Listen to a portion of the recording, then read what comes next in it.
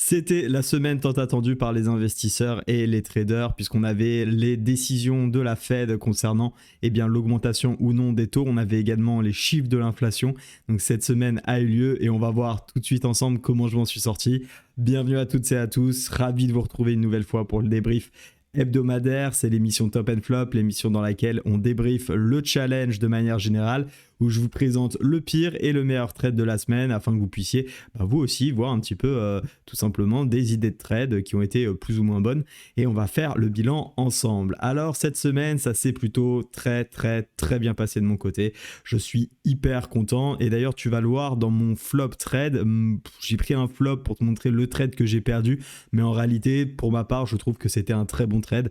Ok, le résultat était perdant mais la décision était bonne, donc je suis vraiment super satisfait de ma semaine en général. On a fait quelque chose d'un petit peu différent, je vais revenir dessus sur la journée de vendredi, parce que j'avais un certain biais baissier, j'avais une grosse croyance sur la tendance du marché et j'ai essayé d'être relativement agressif en modifiant un petit peu ma stratégie, je vais pas te le cacher, en prenant un peu plus de trades tout en gardant bien évidemment beaucoup de sécurité en termes de money management. Ça m'a plutôt réussi. Alors j'ai pas réussi à aller jusqu'à où je voulais, à savoir clôturer la première étape du challenge, puisque comme tu le vois je suis actuellement à 157 726, il me manque environ 1300 $ pour clôturer la première étape de ce challenge. C'est pas grave, on n'a pas réussi, je suis monté en PNL latent jusqu'à 158 400, mais voilà, on peut encaisser, pas gagner comme on dit, parce qu'on n'était pas allé atteindre mon objectif, derrière c'est redescendu. Donc plutôt une très belle semaine dans la totalité, dans la globalité. Donc qu'est-ce qui s'est passé ? Déjà j'ai tradé que 3 jours, tu vois, cette semaine, ce qui n'est pas énorme finalement, et on a fait un joli gain cette semaine, puisque tu vois, le dernier jour j'avais tradé la semaine passée, c'était le 7 décembre, et j'ai repris le 13 décembre, et donc tu vois, j'étais à 155 723, je finis à 157 726, donc 2003 $ de gain cette semaine. C'était juste excellent en termes de résultats, mais tu vas le voir aussi en termes de prise de décision. On le voit, cette fameuse red line là qu'on cherche, elle nous échappe encore un peu pour le moment, mais voilà, il faut être patient. Alors bien évidemment tout n'a pas été simple, comme tu le vois dans ce challenge. J'ai une courbe qui est plutôt ok, je trouve, de manière générale. Alors on fera le bilan bien évidemment à la fin du challenge, mais je trouve ma courbe quand même relativement correct, parce qu'on a un marché qui a beaucoup rangé. En réalité c'est un petit peu cette période là, et dès qu'on a eu de la tendance, ça c'était plutôt la tendance, le moment où on a eu une tendance haussière, et bien tu vois j'ai enchaîné pas mal de trades gagnants, et là sur les 3 derniers jours, grosse tendance baissière, on voit effectivement également ma courbe qui augmente, et ça montre bien que ma stratégie elle fonctionne très bien en période de tendance, et qu'en période de range elle est beaucoup moins pertinente. Malheureusement, comme tu le sais sûrement, on est beaucoup plus en range dans un marché qu'en tendance, donc nous il faut juste que je me concentre bien sur ces périodes de tendance, que je reste à l'écart sur ces périodes de range comme je l'ai fait ici, parce qu'en réalité ici oui j'ai pas beaucoup de gains et de pertes, tu vois c'est très stable, on pourrait presque tracer vraiment un range et ça a cassé par le haut. Alors j'espère que ça va aller chercher l'objectif comme on dit, mais c'est plus exactement que quand il y a un range, que je reste à l'écart, et il y a énormément de jours dans tout cela finalement où j'ai pas tradé. Parce que tout simplement je ne me sentais pas de prendre des positions dans un marché sans tendance, parce qu'il y avait des news, et je pense que toute cette période là j'ai énormément sécurisé mon capital, avec malgré tout des petites erreurs. Donc finalement quand je vois ça, la courbe pourrait être bien plus belle, c'est évident. Maintenant, j'ai trouvé qu'on était dans un marché pas très simple. Je ne remets pas la faute sur le marché, encore une fois, c'est moi qui prends les décisions. Mais je trouve que je m'en suis plutôt bien sorti, et je suis relativement satisfait de ce que j'ai fait. Donc je pense que c'est important aussi de se dire que c'est bien. On s'en veut suffisamment quand on fait du moins bien. Donc il ne faut pas hésiter à être contraint, et à montrer aussi quand on fait les choses de manière tout à fait correcte. Alors pour cette semaine, comme je te le disais, j'ai tradé 3 jours, mardi, jeudi et vendredi.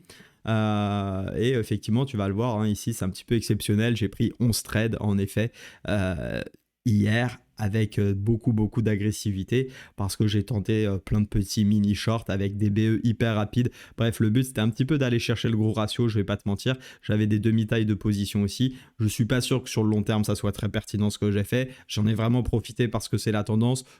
Bien évidemment, je ne traderai jamais comme ça si j'étais en début de challenge ou même en financé, parce que mon objectif c'est absolument pas de faire ça. Là c'était plus pour essayer de gratter, tu vois, progressivement quelques paliers. Bon, on finit à une journée tout à fait correcte, hein, puisqu'on est à 1607 $, comme tu le vois, hein, j'avais un PNL high à 2820 quand je te disais tout à l'heure, je t'ai monté à 158 400. Mais voilà, c'est pas vraiment ce que je préfère faire, hein. Je préfère bien évidemment mes 2 journées ici. D'ailleurs, pour revenir dessus, on a fait un BE, un stop loss, c'était mardi du coup, et on a fait un BE et un take profit mercredi. Donc voilà. Et ici, on a fait surtout trois jolis take profit, à vrai dire, avec quelques stop loss, hein, bien évidemment, qui sont venus, mais en termes de décision, il n'y avait rien de vraiment mauvais. Donc on va quand même aller analyser les trades, 2 trades que j'ai choisis. Et tu vas voir, enfin d'ailleurs il y a un peu plus que 2 trades, j'ai une petite surprise pour toi. Donc tu vas voir aussi l'importance du money management, j'ai trouvé dans ma semaine en tout cas. On se retrouve tout de suite sur les graphiques. Donc on se retrouve sur les graphiques, ne prête pas attention à toutes ces zones ici qui sont en fait pour le reste de la semaine, je suis en mode replay hein, bien sûr pour revenir sur les trades, donc ça, tout ça, ça nous intéresse pas, nous ce qui nous intéresse, cette bougie non plus ne nous intéresse pas pour le moment, on va regarder ce qui s'est passé lundi, on a une belle impulsion haussière, et on a tenu toute cette zone ici, tu vois, ce bas de rectangle rouge avec la ligne noire également que j'ai tracée, et je trouve que c'était un joli support avec une belle bougie bien dynamique, beau Marabutsu ici qui, ou Murubutsu, je sais jamais exactement comment on prononce, en réalité, c'est comme les figures chartistes, hein. L'important c'est pas de savoir comment ça s'appelle, c'est de comprendre ce qui se passe dans le signal. Donc un Marubutsu, moi je l'appelle comme ça, et cette grosse bougie verte pleine, donc avec quand même un certain volume sur support, ça me plaisait bien, et donc j'avais un objectif, comme je l'avais dit dans la vidéo, d'aller chercher le haut, tout simplement, du canal. La problématique également qu'on a eue, c'est qu'en fait on avait une news à 14h30, si je dis pas de bêtises, voilà c'est ça, donc là c'est la bougie de 14h, qui a fait complètement exploser le cours et qui a été chercher directement l'objectif. Donc ça c'est toujours un petit peu pas pénible parce que bah, c'est bien, on voit bien les choses. Malheureusement, on peut pas profiter de cette tendance et ça peut nous faire des erreurs par la suite. J'ai pas fait réellement d'erreur selon moi puisque j'ai eu un OPR qui a été tracé et comme tu me connais, là donc tu as compris, hein, je cherchais des achats, je cherchais tout simplement des replis, des rebonds et là je trouvais que j'avais un signal assez intéressant qui était ma moyenne mobile 200 qui a été cassée et qu'on recasse et on réintègre également l'OPR. Donc j'ai tenté un premier achat ici qui n'a pas fonctionné comme tu peux le voir. Tout simplement parce que j'ai payé cette réintégration d'OPR dans une tendance haussière de fond et malheureusement 5-6 minutes plus tard je me suis fait sortir, j'avais comme objectif d'aller chercher le haut, c'est pas passé, tant pis. Est-ce que le trade est bon? Je pense que oui, je pense que je le prends assez souvent. Encore une fois, faut pas être collé au résultat, d'ailleurs je vais te montrer un exemple juste après, parce qu'en réalité ces types de signaux en tendance haussière de fond, réintégration d'OPR 1 minute, je les ai backtestés, j'avais fait plus de 100 exemples, plus de 100 échantillons. Je t'ai déjà montré des très belles réintégrations en termes de take profit et forcément ça gagne pas tout le temps et je pense que c'était un trade à prendre en réalité parce que bien évidemment si tu le prends pas ici la prochaine fois et que ça fait le TP, bah t'es un peu frustré parce que t'as pris finalement déjà celui qui a perdu. Donc si t'es pas systématique et que tu commences à mettre des émotions en te disant ça, bah là j'ai perdu, on va dire hein, que c'est 1% le money management, donc ici je perds 1 et la prochaine fois j'aurais gagné 3,86 tu vois, et en réalité ça veut dire que sur le total bah, tu fais 3,86 moins 1, bah, je fais plus 2,86 sur ce type de trade, hein, d'accord, donc ce qui est énorme et généralement 3,86 aussi, ce qu'il faut savoir c'est que tu as besoin d'être bon un petit peu moins d'une fois sur 5 du coup, d'accord. Donc en réalité ce type de scénario fonctionne assez souvent. C'est pour ça que j'ai aucun regret. Je l'ai mis dans mon flop parce que c'est le trade perdant de la semaine, très simple à illustrer, sans avoir trop de stratégie à développer. Mais en réalité, c'est plus parce qu'il est perdant qu'un flop, parce que je suis plutôt quand même très satisfait de ce trade. D'autant que je l'avais dit, hein, je l'avais dit et redit, j'ai cherché que des achats. On en avait parlé pendant le live de lundi. J'ai cherché que des achats et derrière, j'ai eu aucun signal d'achat. J'ai pas pris un achat, je suis resté dans ma strat. Et ça m'a évité bien des erreurs comme tu le vois quand on regarde la session, parce que même si tu commences à chercher des achats là-dedans, bon déjà à partir de 22h clairement je suis plus là, donc même on va dire au max du max je peux pousser jusqu'à 20h. Bah, ici tu vois bien que si j'avais pris des achats dans tout ce mouvement là, il y a forte chance qu'au mieux je sois sorti BE, au pire j'aurais pris d'autres stop loss. Donc très content de ma discipline la semaine passée. Ensuite on va passer bien sûr au top trade. Alors, on revient donc sur le top trade où là, on est sur complètement quelque chose de complètement différent. Puisqu'on n'est plus du tout acheteur comme tu le vois, puisqu'on a eu la news de mardi, mercredi les chiffres de l'inflation, jeudi décision de la Fed, et on a fini finalement par, tu vois, piéger ici les acheteurs et finalement complètement renverser la tendance, mais vraiment de manière très violente en 2 bougies. de bougies et demie, on va dire, et casser ce range. Donc déjà, moi, vendredi, ici, j'avais qu'une envie, c'était continuer des shorts, hein, essayer de trouver un short au plus près de cette zone, parce que c'est la zone de repli finalement, donc on voit qu'on y a quasiment été, et puis aller derrière chercher des zones que j'ai définies. Il y avait cette zone jaune qui était le plus bas ici, c'est vrai qu'il y avait cette moyenne mobile 200, daily, j'ai pas assez pris en considération, je pense, ça peut être un petit, pas un loupé, parce que voilà, j'ai juste un autre objectif, mais c'est vrai que j'aurais peut-être pu regarder un peu plus cette moyenne mobile 200 que j'ai un peu mis de côté pour rien te cacher. En revanche, tu vois bien qu'en 4 heures, on était complètement baissier, donc ce qui est intéressant aussi, c'est de se remettre un petit peu dans le trade, donc on était dans cette bougie avant la session, donc parfait. On a été chercher, tu vois, la zone que je cherchais, donc ça c'était plutôt bon, même si c'était avant session. Je me suis dit, bon bah parfait, on a retesté cette zone, il y a des chances qu'on continue et qu'on aille chercher mes objectifs, d'accord? Donc j'ai vraiment cherché que des ventes dans ce scénario, c'était parfait.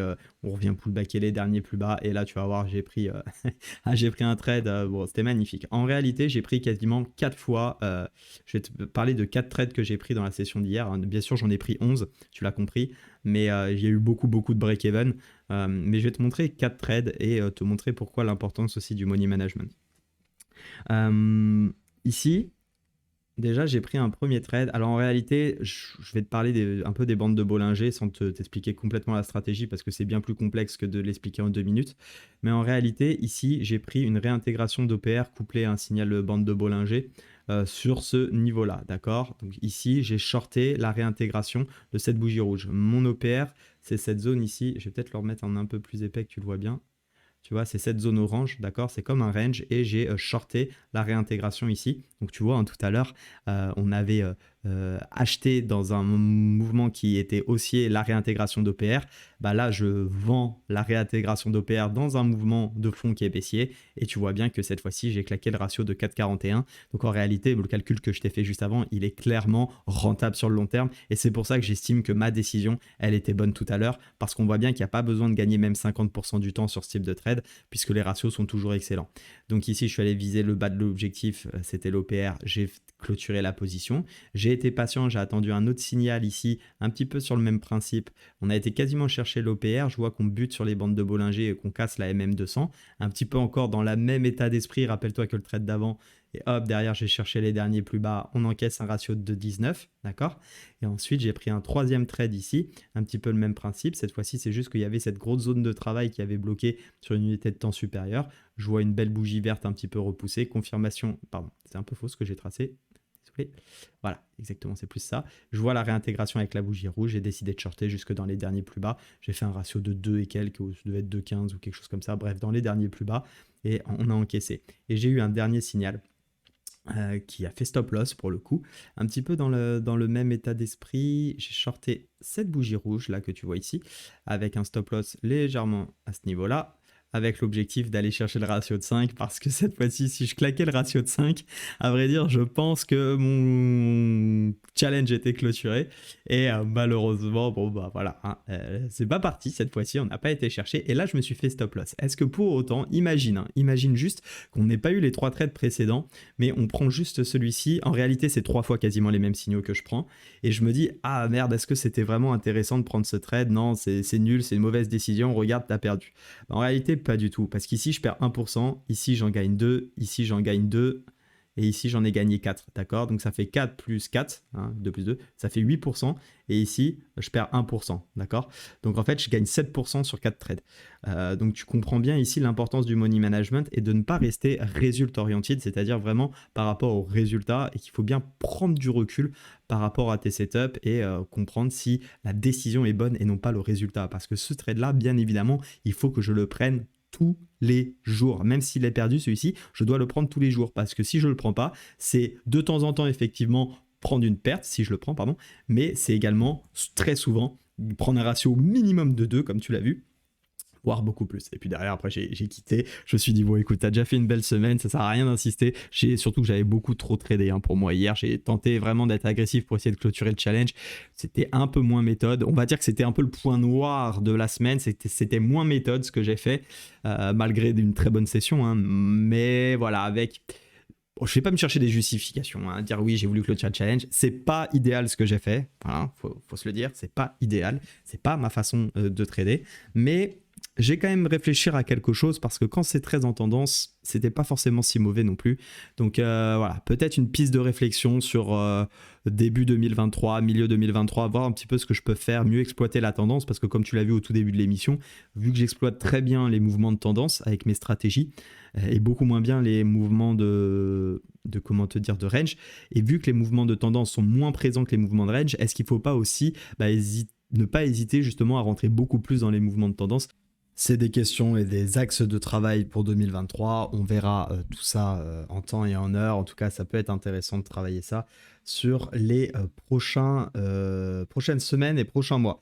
En attendant, les amis, je pense que c'était potentiellement la dernière semaine de trading de l'année. Je suis plutôt très satisfait de m'être lancé dans le scalping cette année. C'est une nouvelle aventure pour moi, comme tu le sais. J'ai démarré il y a 1 an exactement, hein, c'était en décembre 2021, donc 6 mois, 6 à 9 mois de backtest plus de formation, d'accord. Enfin, une formation, on va dire formation appuyée, hein, parce que je ne découvrais pas le trading, mais voilà, plutôt à me former, à monter en compétence sur le scalping, à bien comprendre comment te dire, les stratégies que j'allais mettre en place. J'en ai travaillé beaucoup, je les ai construites en fonction de ce que j'aime comme comment te dire, comme indicateur, comme signaux. Donc il a fallu le temps que ça prenne. J'ai raté pour commencer un challenge top step. Le deuxième se passe beaucoup mieux. Voilà, un challenge, même si tu es très bon, tu peux de toute façon le rater. Je suis pas en train de dire que je suis excellent. Je trouve quand même que j'ai un niveau relativement correct. En tout cas, je suis très content de ce que je fais en termes d'approche, de money management. Même de tenue de planche, je trouve que c'est vraiment très intéressant. Donc pour ça, je peux me féliciter. Bien sûr qu'il y a énormément de choses à améliorer, à perfectionner. Je pense que de toute façon, on peut toujours s'améliorer dans le trading. C'est ça qui est génial, c'est que ça évolue avec le temps. Donc il faut se concentrer sur tous ces axes d'amélioration qui sont encore absolument perfectionnables. J'ai beaucoup de travail à faire encore sur de meilleures prises de décision. Alors les prises de décision, c'était pas trop mal cette année, mais c'est surtout éviter les erreurs et tout simplement, voilà, j'ai une première année, vraiment une année presque complète de scalping maintenant derrière moi. J'ai pu tirer des enseignements, rester à l'écart sur les périodes de range. Ça, c'est vraiment, je l'ai vu, hein, ou alors commencer à travailler des stratégies de range, mais en réalité, je pense que le plus simple, ça reste quand même de rester à l'écart, puisque tout mon trading, que ce soit du swing trading, de l'intraday, c'est fait sur de la tendance. Donc j'ai pas forcément envie d'aller créer une autre stratégie, mais plutôt peut-être de me focaliser à l'inverse sur plus d'autres d'actifs qui sont pour le coup en tendance. Et c'est ce qu'on a commencé à faire notamment en coaching, hein. C'est beaucoup ce qu'on travaille ensemble, la tendance. Mais la tendance, c'est pas juste la théorie de dos, hein, comme vous pouvez voir sur 3 vidéos YouTube. Je vous rassure que ça va beaucoup plus loin, c'est que toutes les stratégies vont découler autour de la tendance. Et crois-moi que c'est bien plus complexe que ce que tu peux entendre sur une vidéo YouTube ou que tu peux lire au détour d'un article internet. Donc voilà, de manière générale, une année Forex correcte, pas exceptionnelle pour être franc avec toi, correcte. Après, il faut dire que depuis juin, déjà avec la formation et toute la montée en compétences scalping, j'ai pas passé beaucoup de trades sur le Forex, hein.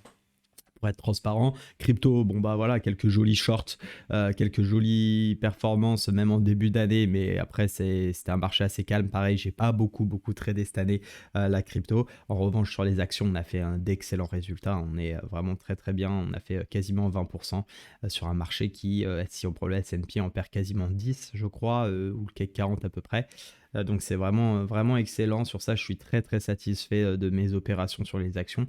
Mais c'était une année un petit peu de transition pour moi, dans le sens où aussi depuis août, je passe beaucoup de temps à investir mon temps sur la chaîne YouTube pour commencer à créer aussi un peu de visibilité. On a démarré les premiers coachings, donc c'est quand même un bel accomplissement pour moi cette année. Je vous cache pas qu'en août, quand j'ai vraiment, enfin c'était septembre exactement que j'ai lancé la chaîne, j'étais pas convaincu d'avoir du coaching. D'ici la fin d'année, et en réalité on a commencé depuis novembre, et c'est juste une expérience de dingue. Enfin, je prends un pied monstre avec les personnes que j'accompagne. C'est vraiment absolument génial ce qu'on fait. En plus, je vois les progrès, les premiers gains de chacun. C'est waouh, c'est juste génial. Franchement, c'est top. J'ai qu'une envie, c'est continuer. Donc, commencer à faire de la formation aussi pour mettre à disposition du contenu qualitatif. Donc, au cas où, parce que j'ai eu la question, mais les formations, ça sera bien sous format vidéo et non pas des PDF que je vais envoyer, hein. C'est des formations assez complètes. Voilà, je suis en train de réfléchir à la création d'un Discord également, comme vous le savez. Il y aura le partage de plans. Voilà, pas mal de choses qui vont se mettre en place. Tout ça, faut le réfléchir, faut bien le penser pour que ça soit cohérent aussi. Et puis, bien sûr, si tu as envie de te former avec moi en coaching, vraiment une formation rapprochée, eh bien, n'hésite pas à me contacter par mail riquet.trading@gmail.com ou encore sur mes réseaux sociaux, notamment Instagram. Voilà les amis, excellente fin de journée à vous. Ce soir, c'est les 30 ans de madame, donc autant vous dire, ça va y aller fort et demain, c'est la finale. J'espère que j'aurai les yeux en face des trous pour tout simplement voir nos amis Kylian Mbappé et consorts, espérons-le, mettre pas mal de buts contre nos amis argentins. Très bonne fin de semaine à tous, reposez-vous bien, on se retrouve lundi en forme, notamment pour le live à 19h. Restez prudents sur les marchés. Ciao!